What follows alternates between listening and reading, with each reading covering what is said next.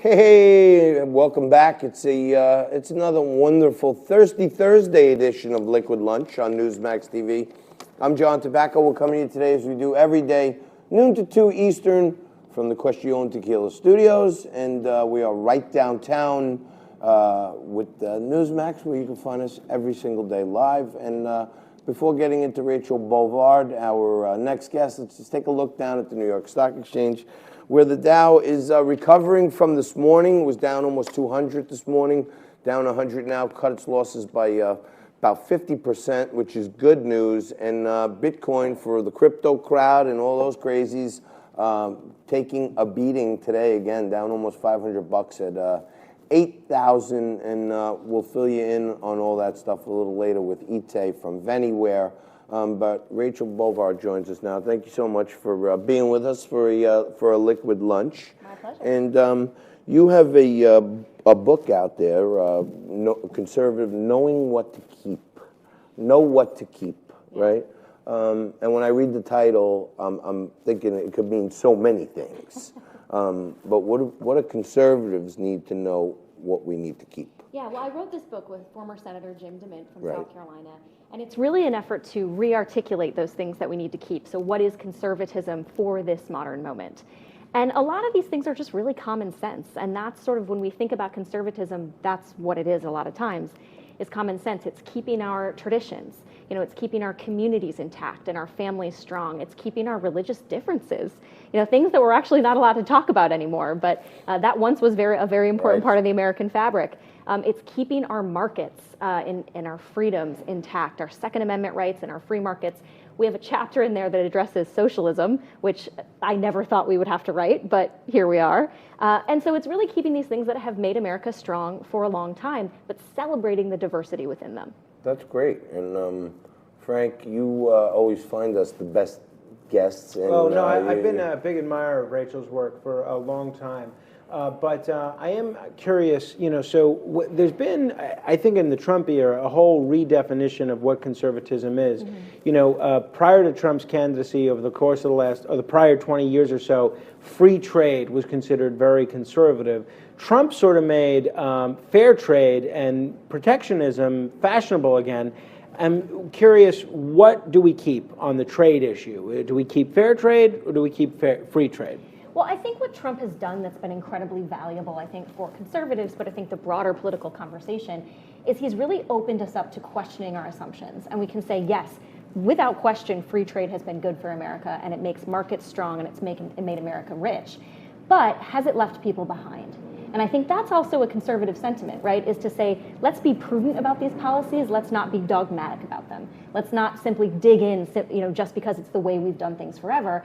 Maybe there's a case to be made that American workers have been left behind in the Midwest. Maybe it shouldn't be our policy to allow the Chinese to manipulate our dollar to benefit Wall Street, but to leave manufacturers behind. All of that, I think, is an open conversation that conservatives should be part of. But that kind of prudent conversation is better than this reflexive ideology that we see more on the left, I would say, than the right. Well, and there's been a lot of talk about impeachment this week for obvious reasons, and I want to get your take on that. But one of the things that Trump said as far back as 2004 is that he was surprised that George Bush wasn't impeached for his handling of the Iraq War. That's another area where I think conservatism has sort of been redefined. Under the Bush era, it was sort of, it's okay to do preemptive strikes on countries that never attacked us. Under Donald Trump, it's say, wait a minute, we're not going to go and get too involved in Arab civil wars with countries that never attacked us. What do we keep in terms of that aspect? Is it sort of the neocon foreign policy, or is it the Trump traditional American foreign policy? Yeah, I think what you're seeing is now the triumph of realism, I would say, as an early definition for it, is to say, look, we aren't going to go out and be the world's policeman. I think you're seeing a new generation, probably my generation, who were, teenagers and in college when 9/11 happened, are now in the stretch of one of America's longest wars. And they're saying, for what? And so I think that is really redefining the conversation. And so I do think that there is still a strong support for the military and, protection of America abroad. But maybe, again, with a little more of that prudence, less bomb first, ask questions later. Give us your take on what we're seeing this week. The DNI is testifying before Congress today. There are now literally hundreds of Democrats that are calling for Congress to impeach Donald Trump. Where do you stand? I think that they have wanted to convict this president since he was inaugurated, and I think this is just the latest effort in that. You saw Nancy Pelosi say, hey, we have dozens of reasons we could impeach him, but this is just the most clear one. And so, look, this is a misguided effort, but if Democrats want to go down this road, the American people don't support it. Polls still tell us the majority of Americans don't support impeachment.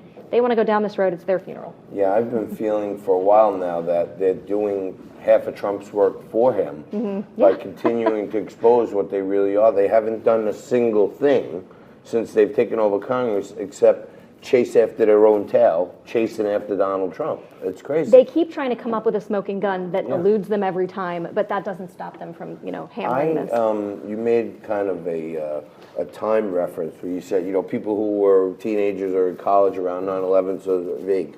But I always think about the Democrats and Trump right now as Wile E. Coyote and the Roadrunner.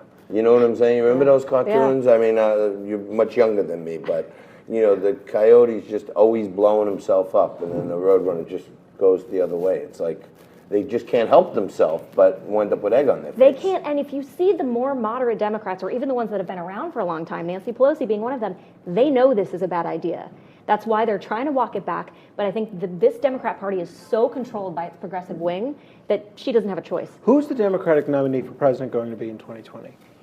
It's so early, but if I put money on it now, I have to say Elizabeth Warren. Elizabeth I've Warren. been saying this Warren surge for a couple of weeks now. I think it's real. Her organization and ground game is strong. Very interesting. Rachel Bovard, Senior Director of Policy for the Conservative Partnership Institute. Thank you so much for your insights. Pleasure. Thank the Mr. DeMint for continuing the fight for democracy and freedom and capital markets and free markets and all that great stuff. Thank you for watching Liquid Lunch, but you're not done yet. Don't go anywhere. Coming up next, Eileen Fisher is here to try to improve my love life. Watching Liquid Lunch, but you're not done yet. Don't go anywhere. Coming up next, Eileen Fisher is here to try to improve my love life.